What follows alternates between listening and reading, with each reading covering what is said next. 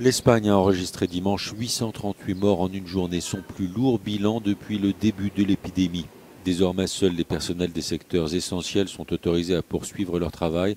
Pour les autres, ce sont des congés payés obligatoires de 8 jours qui devront être rendus d'ici la fin de l'année. Ces congés payés récupérables ont un objectif. C'est le seul objectif du gouvernement espagnol et les Espagnols doivent y être solidaires. C'est l'objectif d'aplanir la courbe des contagions de l'épidémie. 9 États de l'Union européenne demandent une mutualisation des dettes pour faire face aux défis de la reconstruction économique après l'épidémie.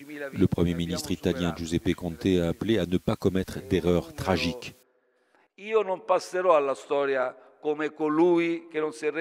Je n'entrerai pas dans l'histoire comme quelqu'un qui n'a rien fait. Je me battrai jusqu'au bout, jusqu'à ma dernière goutte de sueur et d'énergie pour une réponse européenne forte, rigoureuse et unifiée. L'Allemagne a pris en charge des malades italiens de Bergame alors que des patients du Grand Est français ont eux aussi été évacués vers l'Allemagne, mais aussi vers la Suisse et d'autres régions françaises pour soulager les hôpitaux surchargés.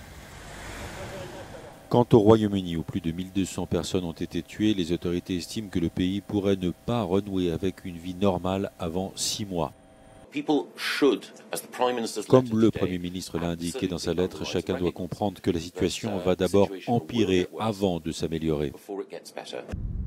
Ce week-end à Londres, l'appel au confinement n'était pas encore parfaitement respecté.